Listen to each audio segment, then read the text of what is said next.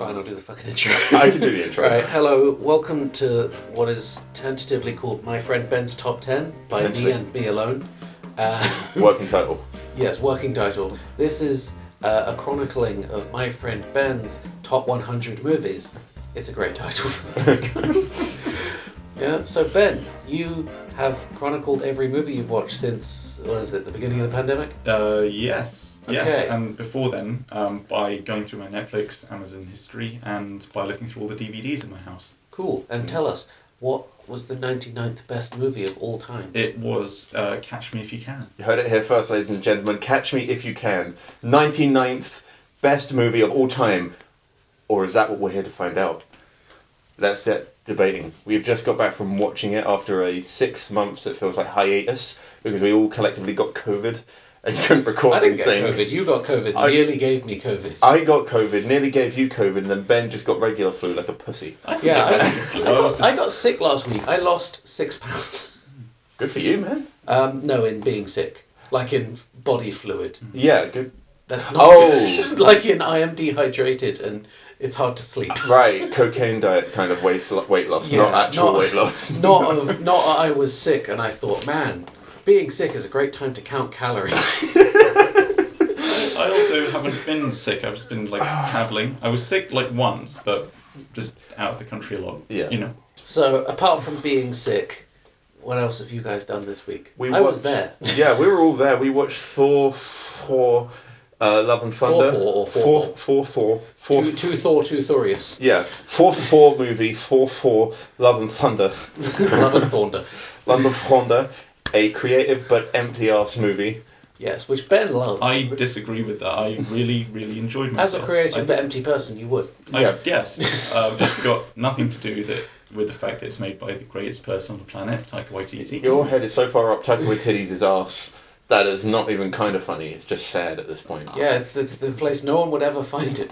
Up his ass. Listen, if that's sad, I don't know what happy is. But no, I thoroughly... really enjoyed that movie, but too much dumb shit going on. Yeah. It's a lot of dumb shit. It's Marvel Cinematic Universe Taika, so it's not prime Taika, but it's still It's not Jojo Rabbit. No, it's still some decent Taika. It's not Alien 3. If you went into Thor Love and Thunder and you got Jojo Rabbit, how fucked up would you have been? He shows up and all the kids are hanging from their shoes. Oh, it follows a CGI butterfly and it's Natalie Portman hanging. God. Yeah. Oh no, Black Widow. Fuck, that could have made a joke there. We got all our conversation about this movie out before the podcast, but I'm just going to make my point again for content. The universe is too full at this point. Yeah. They go to a big council of gods, who apparently just all gods exist now. Yeah. And they just had a series where the Egyptian gods exist. I kind of took it as Taika doesn't really care about the greater continuity and just wanted to make a film. Yeah, and they can do that whole explanation where gods in this universe are exactly what the Asgardians are, where they're just, a more powerful race shows up to a weaker race, and they're like, hey, we're gods. Isn't that great? I mean, we've been doing Exist. that to dogs for thousands of years. We're not gods to dogs. We don't claim to be gods to dogs. Well, I mean, how do you they're know? not sentient beings. Well, dogs, they're a little bit sentient. Dogs are sentient. They're smart, but sentience is kind of a different thing. Dogs are sentient. Yeah. But, in general, what bothers me about Love and Thunder is that it feels like the Marvel universe is getting to the point that the Marvel comics are like, where too much shit is going on all the time. You've got the X-Men and the superheroes and the gods and the aliens and the aliens that interact with the gods and the aliens that are the gods. I think it's designed so you can kind of pick and choose the bits that you like and the bits that you don't. At any one time, they all just pretend the other shit doesn't exist if they have to. Yeah, it's a lot less like Phase 1 through 3, where you have to watch every single film to kind of understand what's going on in the big team-ups. I didn't do that, and you really don't have to. No, but it seems that they've kind of ditched the big team-ups, at least for the minute. They're in stage 2, where they're introducing new heroes. And also, there's now the third movie where they've ended it by introducing a big, bold villain that's going to come back, and then they never do. I mean, again, They might. They might. They might might. do, but like, On the They table. might. yeah. I only say they don't when like the certain franchises ended, at which point it would have been like, well, what was the point? But while the series is still going on, I give it the benefit of the doubt. Yeah. Well, that's not the villain we're here to talk about today. We're here to talk about the dastardly villain, Frank Abagnale. How do you pronounce his fucking Frank name? Abagnale. Abagnale. I can't remember. How do you Frank pronounce Abagnale Jr. Yeah, Frank Yeah. Abagnale. Oh, I was remembering the way you don't pronounce it from the early scene with the teacher. Not Abagnale, not Abagnale, No, it's Abagnale. not. No, he's like, it's Abagnale, not Abagnale, not Abagnale. Which, who the fuck thought Abagnale? Yeah. Although they call back to that where they call him Abagnale to his mum Yeah. or something. He's probably just imitating a bit that his teacher did for context that our audience don't have yet. The So movie's Catch Me If You Can. yeah, which you wouldn't know that from this intro talking about Marvels. Like It'll be on the shills. title of the episode. Yeah, they'll So- get that much. We watched So- Catch Me If You Can about 20 minutes ago before Yeah. the pizza arrives. Yeah. And Ben thinks this is the 99th best movie of all time. I do. Ben, what are your criteria for this being the 99th best movie of all time? I think that's a broad question. So you sort of got to take it like any film from this point onwards does all of the basics right. So like cinematography, sound, acting, all that good stuff. I just think it's a really great adaptation of a true life story. I feel like these are really, True life story, really. quotes. I feel like these are really, really simple criteria for what makes a movie good. Like it must function in the most basic form. Well, no, he's saying that all of them at least have that much. Yeah, you've got to kind of take it for granted. But what makes this stand out among all of the ones that like fit all the criteria of good quality is that like it's a true story. Yeah, it's also I think the pacing in this film is really great because despite there not being any like action or stuff, anything like that, there's never a point where I think Stu has said it perfectly. Like, there's never a point where you find yourself playing with your phone. Yeah. You're never really bored watching it. It keeps There is always shit going on. yeah, it keeps the pacing going like really, really well. Which I suppose the guy did a lot of stuff in his life. You got to fit a lot of stuff in. Yeah, but I mean, the entire story is predominantly based around his teenage years. See, you're focusing on the story, but to me, what was interesting about it was basically Tom Hanks and his like relationship. Yeah, I think we should hit our guys with a synopsis before we go any further Yes. of this movie. So, The synopsis for Google says notorious con artist Frank Abagnale, not Abagnale, not Abagnale, has duped people worth millions of dollars with his masterful art of deception. With his scams getting bolder, he is soon pursued by FBI agent Carl Hanratty. Tom Hanks Ratty. Frank Abagnale obviously being played by not Matt Damon, the other guy that looks just like him, Leonardo DiCaprio. He looks. I said he looks like Matt Damon in like one scene at the end where he's got his hair short and he's in a suit at the Yeah. FBI. Like, Yeah, he looks a bit like young Matt Damon for about 10 seconds. fair enough. And then you've got the FBI agent played by Tom Hanks. Frank Yeah. Handjobby. Frank Hanks. Yeah, you two have both seen this and I haven't. Okay. And like during the intro where it's doing the little plunky piano music, old timey thriller thing or mystery thing. Yeah. I'm amazed how star-studded this cast is. Yeah. Like, there's a lot of fucking people in this movie. Yeah. It's Steven Incredibly Spielberg famous. though. It's like Yeah. 2002 Spielberg. He's fresh out of the 90s and stuff. He's at his peak. This is post Jurassic Park. It's before he sold out and started making Disney movies and Ready Player Ones. And so people wanted to work with Spielberg, so it was easy to get a studied cast for him. Yeah. You know? I was just surprised by it. Like, I'd never actually watched the movie, and everyone is in this movie. Yeah. The title sequence goes on for like 5 minutes of recognizable names. Yeah. John Williams' score as well. I mean, John Williams and Steven Spielberg are just like two names that just go together like peas in a goddamn pod. Like Quentin Tarantino and Feet. Yeah. Or Taika Waititi and Butterflies. Feet. Yep. The movie opens on an episode of that one American TV show. We have to work out which one's the real person, which I've never watched, but I know it because American movies reference it. It looks kind of American lame. culture is like that sometimes. Like, there's so many bits of American culture where I'm like, oh yeah, I know what Price is Right rules are. What the fuck is the Price is Right? I only know what Price is Right is about because of just, Friends and How I Met Your Mother. Yeah, because anytime there's a guessing game in like a show, they'll be like, yeah, Price is Right rules, closest without going over. And you're like, okay, I understand. I've never seen the fucking show. I mean, this version did kind of look like a shit. Would I lie to you? Yeah. Would I Lie to You would be actually funny, though. America's just not good at panel shows. No. Because, like, comedians in America take themselves way more seriously. Yeah. Yeah. That's because English people are just better. Yeah. To be honest, there's not that much to take from him being on a stupid game show. No. But it then goes to him explaining that he was in prison in Marseille, where you say in real life he was hung by his ankles. He was hung by his wrists naked from the ceiling. Oh, I thought it was ankles. No, that was you that time we played D&D, and you were like, hey, DM, can I torture all my fellow players for no reason? I was so pissed off at you for that. Like, you just hijacked the game.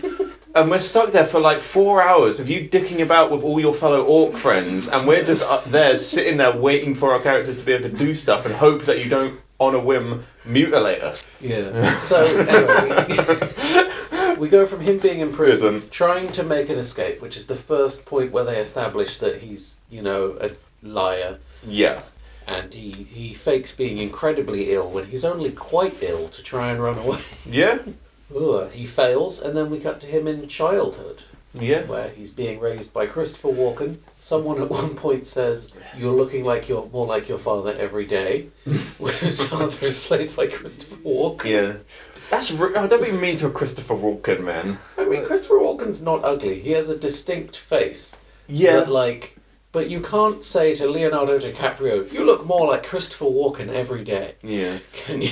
I think it would work if Leonardo DiCaprio's character was being played by Steve Buscemi, and someone just came up to him and said, "You're looking like a more fucked up version of Christopher Walken every day." Okay, they did. There was an episode of no, I say episode. Okay, Batman Returns, the Christmas one with Penguin and Catwoman. Christopher Walken's in that. Christopher Walken has a son who does a stupid Christopher Walken accent. Dad, you can't let me go.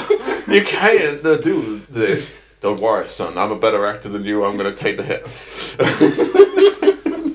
I'm just going to be years. Just to rewind a tiny baby bit, the flash forwards, I say flash forwards, it's all set in the 1960s, but the flash forwards... The prison scene, which is at the end of the movie that they've put at the I feel like I could have done without those, but I guess it was to save from us having a really long prison sequence at the end of the movie, and us have to explain what's happening. What's coming to an extent. Like, the movie starts where you know he's going to get punished for this shit. Yeah. So the rest of it, you can watch it and you're like, how is he going to get caught? It's kind of setting up that it's a mystery and not like Wolf of Wall Street, where it's kind of just crime, caught. Here it's like a chase thing where it's both characters matter and you have to introduce them both. Yeah. Because then we're going to spend a load of time with Frank Abagnale. Because I watched a TV edit when I was a kid, and I missed the beginning, and my version of the intro was always Christopher Walken's speech, which comes next in a second. So that was always my intro when I was a kid. I never saw the prison bit until way later. So I think my way works better because it's the one I know. Yeah. So after prison scene, him getting extradited, and them talking on the plane a bit, we go to establishing Frank Abagnale's childhood, where they sort of set up that he's a little bit traumatized because he's not quite rich anymore. No, the whole family, they're raised on fantasies and being rich. They go from middle class to working class because they got all their riches from doing crimes and giving speeches and hanging around with rich people. Yeah. And then he ends up working for the post office. Yeah, they Katie Price their way to the top. I did kind of take it as like, I think he would have been less miffed if his dad had lost that money, just like, gambling or something. But I think it's the fact he feels like he's been screwed over by someone. Yeah. Well, he feels aggrieved, but like the running thing throughout the movie is that he desperately wants his family and his life and his childhood back that he kind of lost. But he mostly lost it because he got himself kicked out of school for being like his dad. They divorce, but he didn't have to run away. Yeah. To be actually, he didn't get kicked out. He got punished for it, but he wasn't like expelled. He goes to prom later in the thing, but it doesn't matter. The school scene's quite fun in general. Like they show him they sort of set it up so that the first time, well, no, he watches his dad do a con, and that's sort of him learning from his dad. And then when he goes to school, like first of all, he's upset that he has to doesn't get to go to his fancy private school anymore, and he keeps wearing the suit. And he shows up, and that's him sort of getting pushed kind of into doing what he's doing and discovering he has skills. Yeah. So like he gets bullied, and then he shows up in front of them, and he gets to decides, He fuck it, I'm gonna take what I want. He sees the opportunity and decides, I'm just gonna do it. Like the guy says, "Oh, you look like a substitute teacher," and like you just said, it was very over set up. I don't know. I kind of like that scene. Like, no, it's a good scene, but like the bit where he's like, "You look like a substitute teacher," they didn't really need that. Like if that line hadn't been in there, the scene would have worked. That never felt out of place. I didn't think it was over egged. I think it made sense in context. Yeah, I think it was more like his way of saying, "Hey, fuck you, dickhead." Yeah. Yeah. I'm but better like, than actually, you. you could have done that without as much of the bullying. Like he could have just done it for fun, but they tried to make it seem like he sort of pushed into his life a bit. Well, no, but I think it harks back to his character. Like, we said his motivation isn't necessarily like money as such, but it's more like it's feeling aggrieved. Yeah, it's his family being screwed over. So he gets screwed over when that guy pushes him.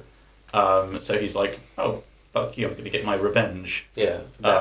That's an interesting point-ish, the revenge bit, because that's sort of why he tells himself he does it. I'm going to get it all back, Dad. I'm going to stick it to the government who took everything from us and get it all back. This is all about revenge. This is for the family. And it's revenge, and I'm going to stick it to the government, but it's also, I desperately want to be a child with my loving parents again. Because that whole scene where they're dancing and his dad's telling the story of them meeting, and they're dancing on the spilled wine, which you said there's a callback to, but I wasn't able to. Oh, there wasn't a callback to. What I meant was, when they're dancing on the spilled wine, is that there's shit all over the floor, and they're just dancing over it like it's not there, making it worse.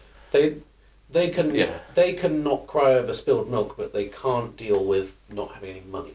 Like that's when she gets upset, but she actually the relationship only actually goes bad when it's the money. Well, Christopher Walken is a chronicle fucking liar as well. We don't know what else was going on with that relationship.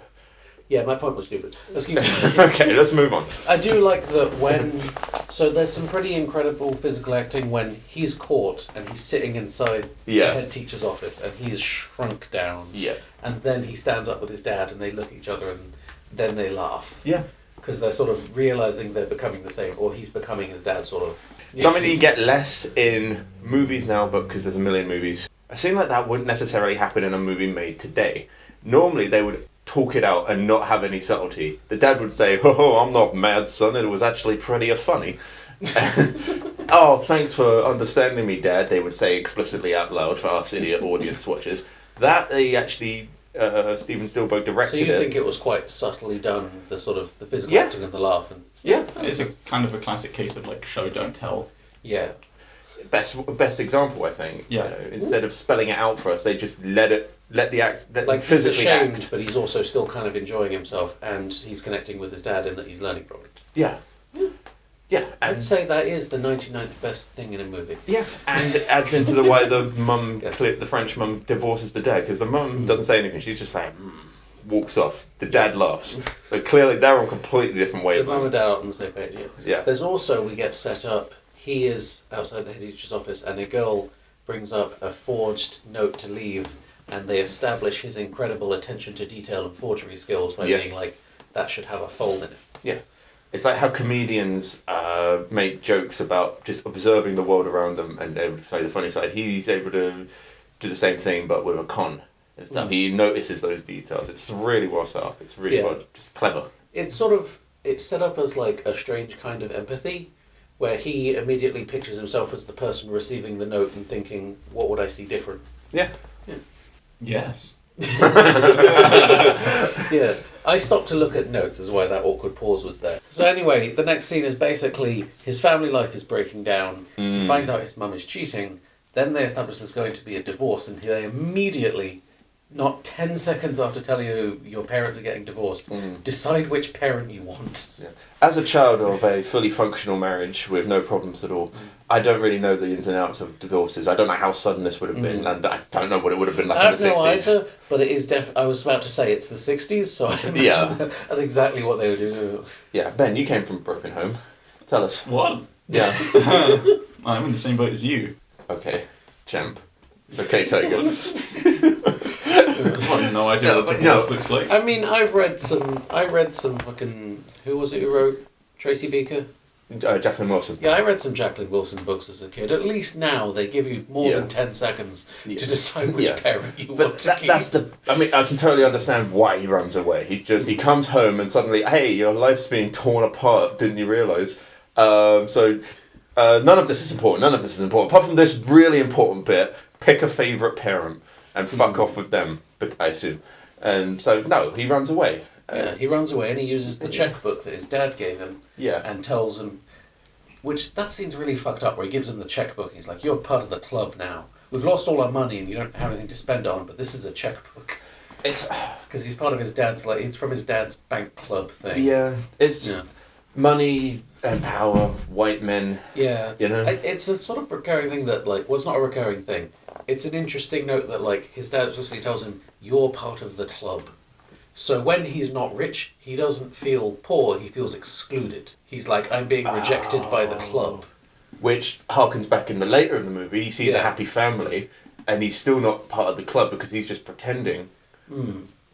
Way later, when he's with the nurse's family, etc. Maybe Well, that sort feeling of it's like, excluding. at no himself. point in this movie does he ever make a friend. Apart from the guy chasing him. Yeah, apart from the guy chasing him. Like, Yeah. he's very lonely. He, as far as we can tell, never had any as a child either. Or they don't establish it. They might have been at his old school where he had the uniform that he had friends, but he comes Yeah. along and then he doesn't. Yeah. Like, at no point does he ever really interact friendly with someone he's not trying to have sex with. Yeah. Like, he Yeah. is a lonely person, and the only thing he sort of understands as social is his dad's, like, rich person club. Yeah. And where to park his penis. Yes, where to park his penis. Which he learnt In at some the very airport. funny, dramatic cuts to he starts having sex and there's banging sounds and plates falling over. Yeah. And then the second shot where he's about to have sex with someone, it cuts to a banging sound because it's cut to Tom Hanks Yeah. in a laundromat having ruined his clothes. I do love that shot of, like, he's banging someone and the fucking food's, like, flying off the table. Saying that about the banging with the banging sounds, and then later on the banging, and it's a different one as a joke. This movie is full of that. So much of this movie is like they do something once and then they subvert it again later. Give me an example. They do the banging sound, they're about to have sex, and they're having sex, and then Yeah. they do the banging sound, and it's a laundromat. Yeah. Or, early on in the movie he says, it's Abagnale, not Abagnale, not Abagnale. Oh, and something like later that. on, Yeah. one of the FBI agents says, yeah, Frank Abagnale? And things like that. And this happens like dozens of times in the movie. I can't remember all the examples. Yep. It's very satisfying in a way because it means they planned it out quite well. All examples of how tightly written the script it was, that it all harkens back and it's circular. It portrays so that it rhymes. I know that quote, but I don't know who it's talking about. Is it Jar Jar? Yeah. It is Jar Jar. Jar Jar. Yeah. That quote is talking about Jar Jar. Yeah. Absolutely. Oh, I hate that so much. Yeah. It's tragic. Yeah. So the next scenes are basically him trying to become a pilot. And I was saying, like, he sees the pilot's getting out of the cab. He's completely out of luck. All his cons aren't working. He sees the pilot and he's like, I'm going to become a pilot. That's what I'm going to do. That scene could have gone 50-50. Either, of course, we know that he goes and becomes a pilot himself, of sorts. He could have just run up to the guy and mugged him. This was a joke you made during the movie. It is, yeah. Because the guy gets out the cab and you can see, like, it almost zooms in on fucking Leonardo DiCaprio with a light bulb over his head where he's like, Yeah. yeah. I guess being a pilot was really prestigious back then. It was. I mean, it's still kind of prestigious now. It just doesn't pay as well and isn't as cool. Yeah. Yeah, pilots and stewardesses. Yeah. We did say about, like, him mugging the pilot or something like that. I do like that throughout the film he never uses like violence to achieve his goals. That would have taken away from the story completely. It would have done, Yeah. but It's also sort of not in his character. No, that's what I was going to say. It does kind of show, like, what type of person he Like- is, that he'd rather just outthink someone than... Well, it's a lot of what's satisfying about the movie is that, he shows up in... This has sort of every bit of daydream how you wish you could get back at someone and be the smart one. Where, like, he's getting bullied in school, so he's like, oh, what if I could, just lie and claim to be the teacher? or he's pouring on the streets. He's like, what if I just walked up to that building, put on a uniform, and they let me in? Yeah. What if I could forge a check? It's a lot like there's a lot of wish fulfillment in like mob movies where everyone kind of wants to be the guy who, obviously no one wants to be Italian, but they could be the guy who go into a restaurant, demand the best service, and not pay for it, and just because you're connected to organized crime, and you can kind of get what you want just by being willing to unleash incredible violence. And then to add on to that bit, like he's just master of women and stuff. He just shows up with the necklace line. It works flawlessly every single time, and he gets laid. Like, well, it works flawlessly every single time, apart from when he's with the woman in the bank, and then he pulls out the necklace and turns back, and it's another guy. Yeah, but that's because the other guy was. I'm going to stop this in his tracks. And he learned it directly from his dad as well. Exactly, but. As time goes on, becoming James Bond. Oh, I'm James Bond. He gets completely like him and his whole family. They're all fantasists. He thinks he's James Bond. In his head, he is James Bond. Well, his dad's a lot more grounded than he is. Like his dad's a bit of a con man doing ordinary crime and trying to have a normal life while utilizing crime, and he is pure criminal. Yeah. Yeah. Okay, his dad uses sleazy means to get what needs to be done. Like, these guys, they're coming after me. It's not fair. You got to give me a loan, bank. Well, I'm sorry, but you don't have any evidence that you can pay us back. Yeah, but come on, do a guy a favour. My charisma is off the charts. As collateral, this incredibly expensive watch hidden up my where no one will find the butter speech at the beginning. Yeah. Going with the plane, he gets good.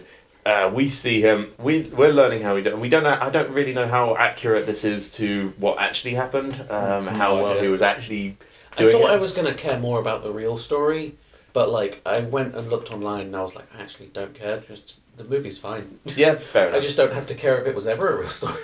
Yeah. Yeah. Like I do like that they sort of build up to. They give vaguely plausible explanations of how he became each thing. Yeah. Like he spends a lot of time when he's becoming a pilot.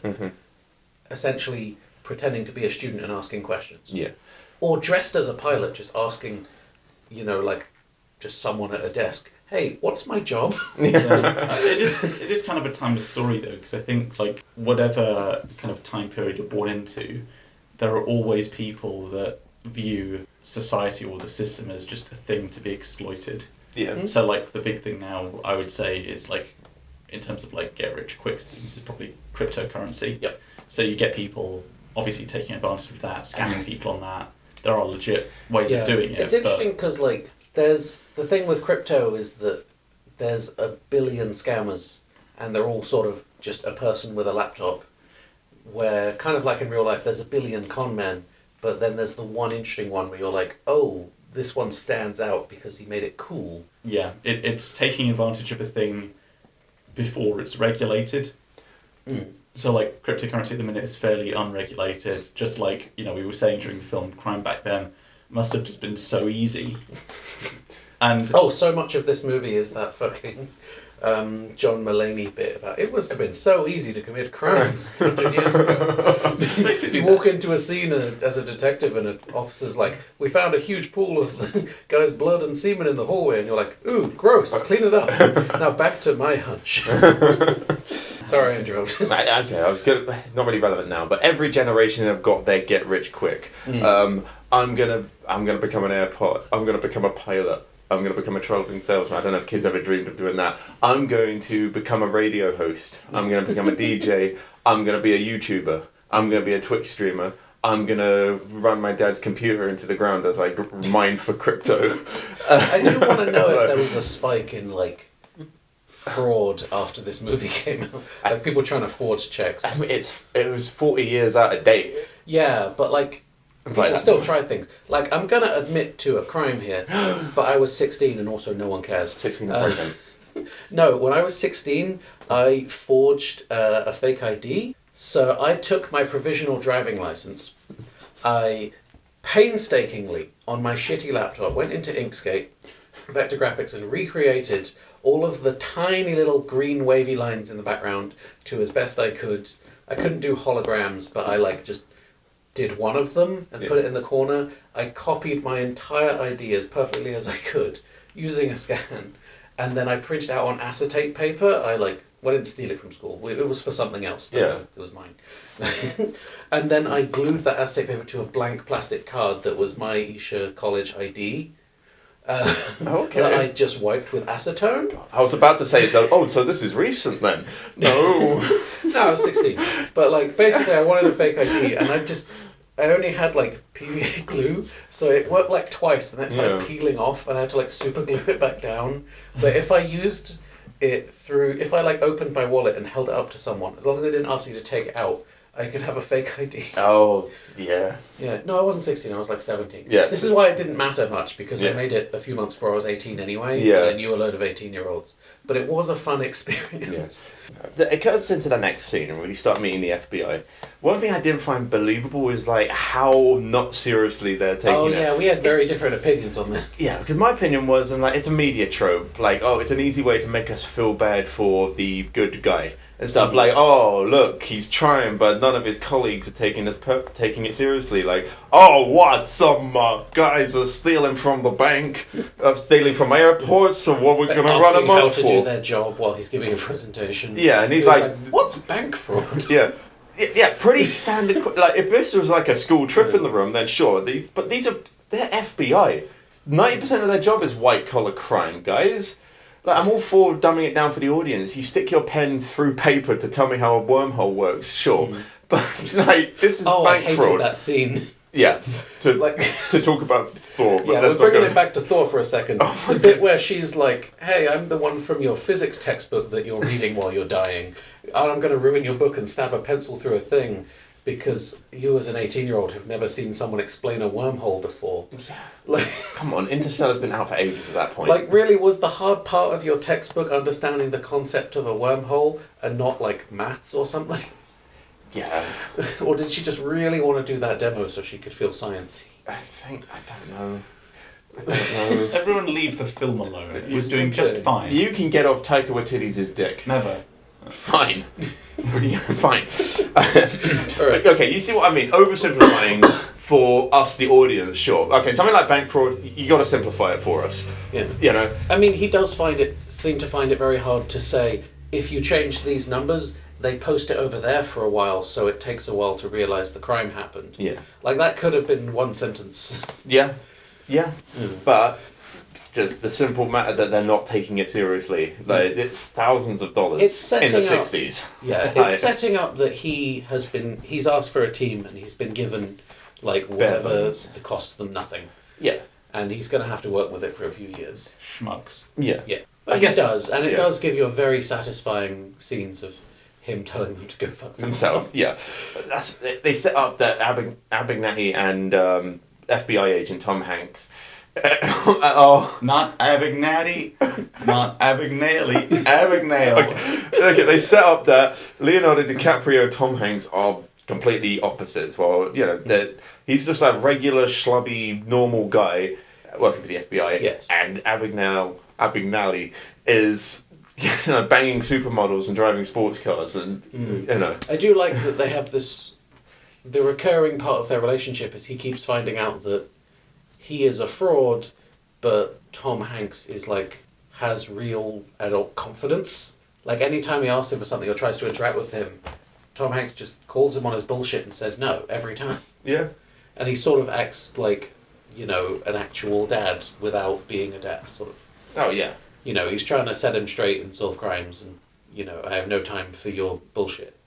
Yeah, because that was the big problem with the way Christopher Walken like was a parent and stuff. Instead of like sitting them down and having a real conversation, instead he doubles down on the goddamn fantasy every single time. Hence, he gets a son that can't handle reality, so just runs away from his problems And steals. and steals. Yeah, I do kind of like that the message. I just sort of realised this. The overall message of this film is like, you know, don't be a con man, basically, because like all of this horrible shit will happen to you. People will chase you for your entire life, and you won't get to say goodbye to people that you love. Yeah. Whereas another Leonardo DiCaprio film, The Wolf of Wall Street, basically teaches you the exact opposite of that lesson. Be a con man. It's really fun. You get to do loads of coke in the 80s. It's interesting because they're both kind of true stories about con men where They both get away with it for a while, and then they get caught, and it fucks them up. Yeah, but like you look Yeah. at how The Wolf of Wall Street ends. Spoiler alert: he gets sent to prison, but he has It's like a rich tennis. it's prison. like a rich tennis prison, and after he gets out, he does really well for himself anyway because he just sells his story. Well, he does quite well for himself. Like he's doing that class where he's like, "Sell me this pen," and Yeah, they have but that moment where the guy's like, "I don't know," when he instead of being Jonah Hill, where he's like, "Why don't you write something down for me?" I guess like what I'm trying to say is in The Wolf of Wall Street, nothing bad happens to Leonardo DiCaprio's character that's caused by another person. He only does bad stuff to himself. Whereas in this, Leonardo DiCaprio gets chased around by people. He gets sent to French prison for like years, and then American prison for years, and he looks fucking rough. Like when he's getting out of it. But then Wolf of Wall Street is kind of an indictment of the system more than where this movie is essentially an indictment of him trying to steal to make himself happy by doing hedonism. Wolf of Wall Street is an indictment of the fact that we kind of just let con men get away with it. Yeah, but I guess like. But he did it the business way. Yeah, like what he started a company, stole billions, where Frank Abagnale was just sort of himself forging checks and stole millions. I guess what I'm trying to say is that The Wolf of Wall Street makes it seem a lot more not consequence free, but a lot more fun and a lot more consequence free. There are obviously consequences, but in this one, he spends a lot more time scared and running. In this one. Like the consequences bite a bit harder. He does have that looming threat of Tom Hanks chasing after him. He does have the looming threat of prison. There is that sense that like it's him versus the world. Yeah, I think I've not seen Wolf of Wall Street, but I can compare it to another movie where people have missed the point entirely. Fight Club, right? Oh, I was going to mention actually. Yeah, you can totally double down on nihilism, and you can go, "Oh man, Wolf of Wall Street, that's the way to go. I should be an asshole and I'll get rich." Fight Club, I should abandon society and become a bored slave in a house. That'll stick it to them. No. You've missed the point entirely if that's the message you're getting from these movies. This is what I don't know whether to describe it as a meme or like people have talked about that thing before, where what they call literally me characters. Yeah. Characters you sort of look at and go, essentially wish fulfillment characters. Yeah. Kind of like I was talking about earlier with the mob characters, where you kind of wish you could have them at the beginning of the movie, where they can walk into a restaurant and demand whatever they like. Yeah. And you wish you could do the Wolf of Wall Street thing where you have a lion in the office and billions of dollars, and you wish you could do the bit where you dress up as Bond and get the fancy car and fuck the woman who gives you money for it, like GTA. I think I just realised why they have the flash forward bit now, is that he's about to go on this incredible journey, he's about to bang all these hookers and become a rich guy in James Bond suits, but we've already seen where he ends up, what it all leads to. So I think I get Ben's point now. I mean, at no point is the movie explicitly saying doing crime is wrong. I think it's just trying to tell a story. It points you to like where it's going to end up, basically. Yeah. Well, it's interesting. Your two examples were this and Wolf of Wall Street, which are both based on true stories, aren't they? They are. So, like, the writers didn't get to choose whether they get caught. They got to choose how they felt about it. Yeah, but like, I guess with the Wolf of Wall Street, you've got a lot to pick from in terms of like how it ends. So you didn't have to show him in prison playing on the tennis court. You could have shown that was him, obviously him in a good moment. You could have shown him like in his cell, struggling to take a shit because his cellmate is watching him.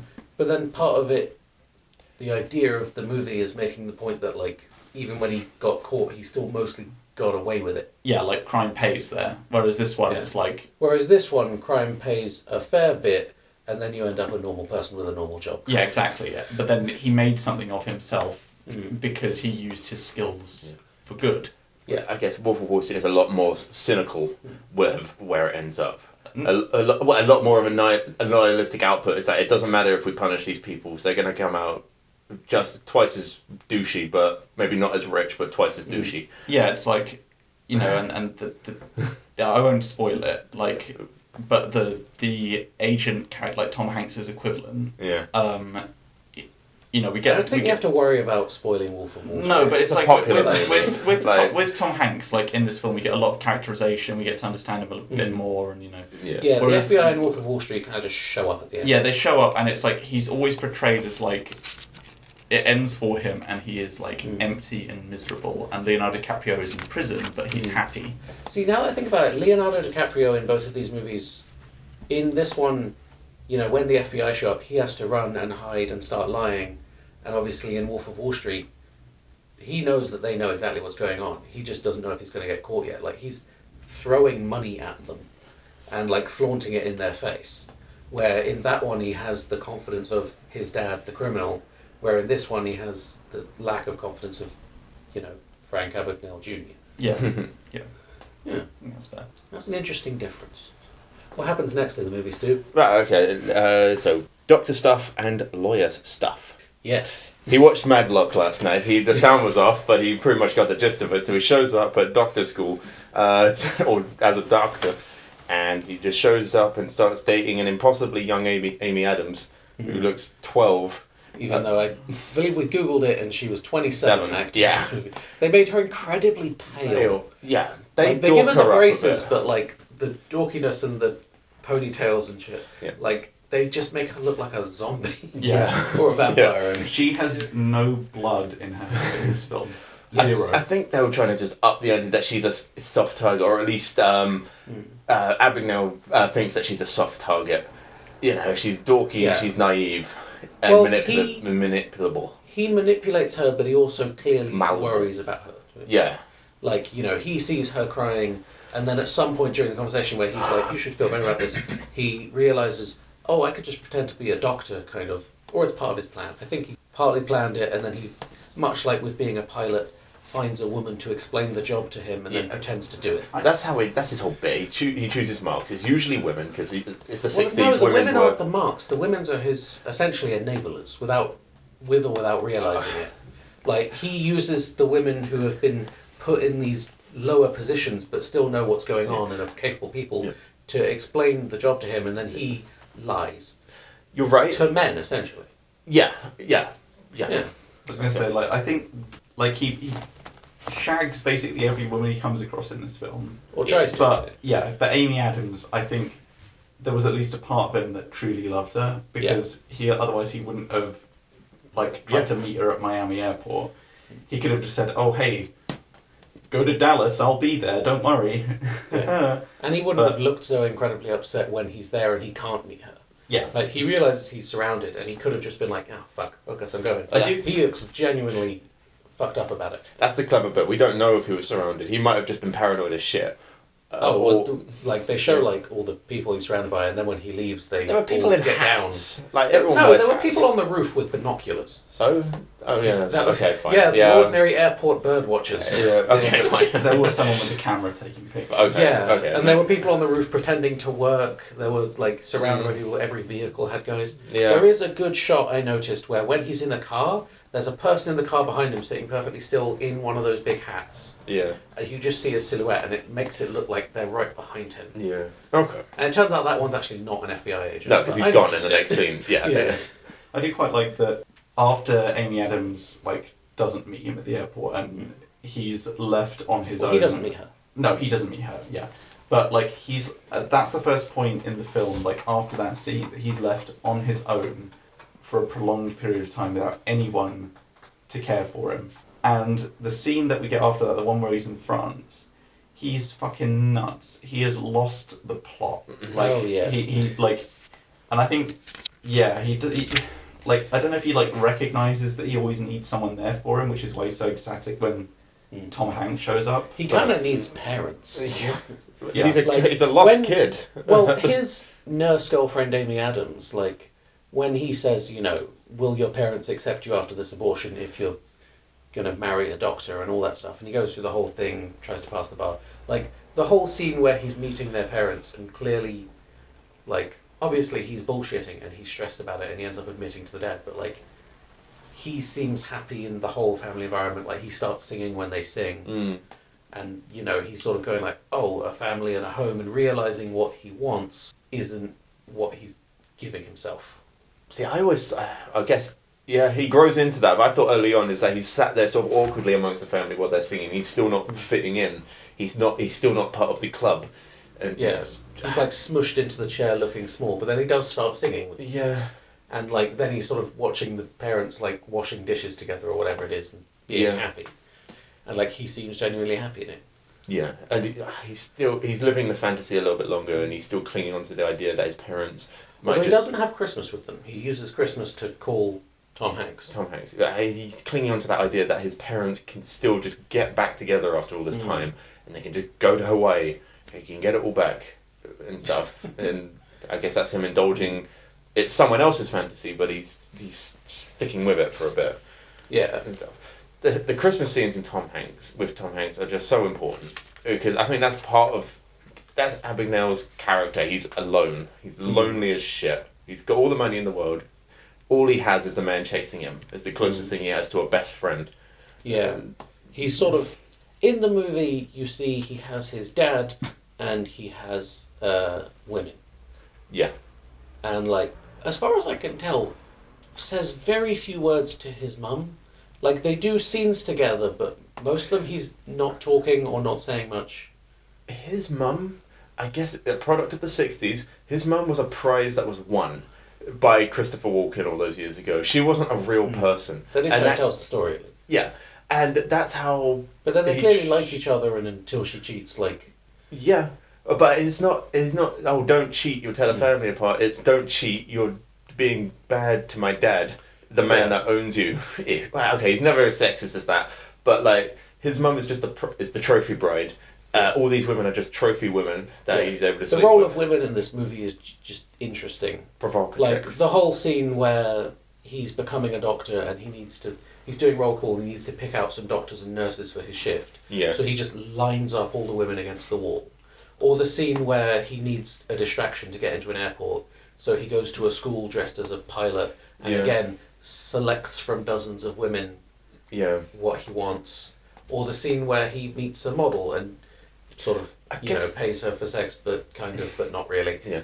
Scams her for sex. I guess that's why the scene with Amy Adams, with the abortion scene, where they talk about it, is what makes her fall in love with, what makes him fall in love with her, is because he actually sees her as a real person. Like, oh, she actually has real problems and she's had history. She's not just a dumb broad that's going to help me get further with my schemes. Is there a point there? I hope I see what you mean. I'm not sure if that's when he falls in love with her, but like... It's important. Interesting. I feel like women in the movie have this role of women in the 60s where they're sort of picked and chosen and treated as essentially decoration. So the women in this movie are all like treated like they are in the 60s by the characters, but I think the director and the movie itself, I don't know if it respects them a bit more. Because like it shows her having a real life and consequences and things, and they all want... Yeah, I don't know. It's a very masculine movie, and it was the early 2000s. Movie, but like, do you think it shows how he's treating women as a bad thing? No, they all seem to be enjoying it in the context of this. But you ask any 60s woman that's like, I had sex with him because I didn't want him to get angry at me, is probably the honest answer they would give. Yeah. So, I mean, I guess a lot of people became stewardesses because they wanted that sort of life, but then like a lot of people also just wanted a child. And we're back in the room. We're back in the room. You may have noticed the acoustics changed because we left because it was 1 billion degrees in your office. Yeah, it's 1 billion degrees, that's why we had to move it. Matt is stepping on my lines, but we're ready to get this last bit finished. Matt is just swearing at me. He's being very unprofessional. No, I'm not. So, It's really final... going for it. Yeah. We're at the final frontier of the movie now. We're now past the intro of the movie, if that makes sense at all. So he's on the plane back home. He's been arrested. Abagnale's been arrested. He's with Tom Hanks, and we're at the final stretch of the movie. There's one lesson to be learned here. What's left? Abagnale finds out his dad's dead, and this sequence is when it finally hits him. You can't fucking live in your little fantasy world anymore. Your parents aren't getting back together, especially now that he's fucking dead. And he works for the post office. Yeah, which actually, I just realised that's a perfect parallel for his dad, where his dad gets reduced to working for the federal government, and so does he. That is, yeah. That's clever. I hid my dignity, the one place no one would ever find it. Up my ass. Okay, lessons get learned. He sneaks back to his French mum's home and finds that she's moved on. His parents aren't getting fucking back together, and he gets dragged fully back to reality, scratching and clawing the entire way. And then, he ends up working for the FBI, and they have a big showdown of him trying to run away and become a pilot again. Somehow that would work a second time. Yeah. But, his new surrogate dad spy or FBI agent tells him, you're not going to do this, you're going to come back. Yeah. And he does. He becomes the guy he's too depressed to be. Yeah. I am kind of impressed that, at the end, he makes one final attempt to escape, and he manages not only to get off a plane through the plane's toilet, Yes. but also make it out of the fucking airport as well, on foot, across a runway. Yeah. It's a little unrealistic, but I remember one of the narratively. things when I googled the movie, one of those Google auto-suggested questions was, did he really climb out of a plane's wheel well?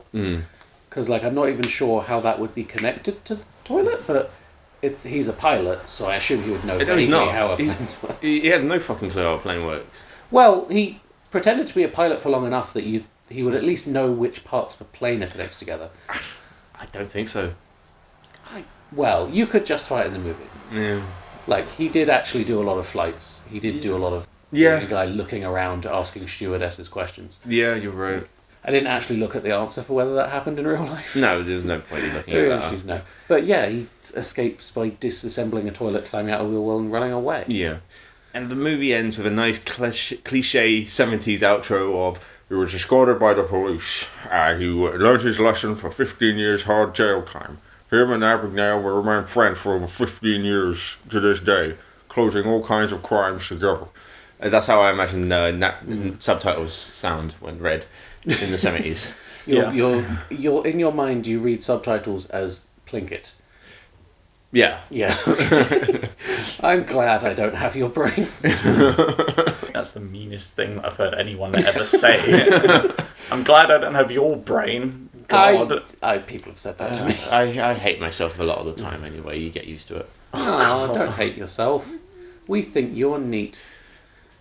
Final part of the podcast to close us all out. Ben, after discussing the movie, rewatching it, do you think you're ranking number 99? Do you think that's going to stay the same? You're going to move it up, move it down? I think so. I mean, considering the only other film that we've watched so far is 28 Days Later, I would say it's better than 28 Days Later. Do you think it's exactly one better? Or do you think you would move it closer to the top 10, or do you think you'd move it into the mid-50s? No, I think where it is fine for the That's minute. going to be your answer every week until we've watched enough movies to reshuffle. Yeah, it's kind of hard to sort of judge where it's going to be without rewatching the other films as well to give it a fair shot. So See, last time I think we put 28 Days 87. Later at 87, That's right. even though there's nothing else in the list. No, So, but I'm in going to theory, go... it should be the best and worst movie of all time. Yeah, I'm going on the assumption that it's number 87 until, for Yeah, now. well, we're filling the list ourselves. We're going to reshuffle it. Yeah. This movie, honestly, I'd give it a 50, or maybe even a 25. I'd put this way better than 28 Days Later. Yeah, absolutely. Better than one better. So for the official unnamed Walked Out sequel podcast rankings, me I'm and going to Matt, put this at 60. I want to I'm going to leave some space for later movies because we're going quite down the list. But I do know, having seen your list, that some of your top movies I'm going to put at 300. You know what? Okay, with that in mind then, fine. Okay, I'll take 60. Deal. Fine. Take my hand. Okay, that is set in stone, legally binding. The official ranking of Catch Me If You Can, 60. 60th best movie of All time. Ben, you didn't join in our little sync. I don't agree with that. So we'll be back in another 6 months or something. Whenever we are able for to. our next episode, next week. Yeah, assuming no more of us get COVID, and assuming no one takes any more impromptu fucking holidays. Yeah, we're just going to go out for some milk I feel like and we should cigarettes. end every episode of this with new episodes every week, regardless of the truth. But search Walked Out on Spotify, which is where these are still being uploaded to, and subscribe to Channel Story Potat. Like, favourite, share, like and subscribe. Follow Stuart on Twitter. No, I don't use Twitter. Go to Ben's house, talk to his mum, Yeah, cook some food. But we're going into On site. we're going to go into on Ben's ranking number 98, the 98th best movie of all time. Ben, what's number 98? It is Shutter Island. Also Ooh. Leonardo DiCaprio. Yeah. It is. It's purely coincidental. He's able to bullshit his way through life, but can he bullshit his way out of prison? I assume. I've not watched it. We'll find out next week. No. Yeah, on the next exciting episode of Stuart Doesn't Know What He's Talking About. Yeah. See you on the flippity flap. Bye.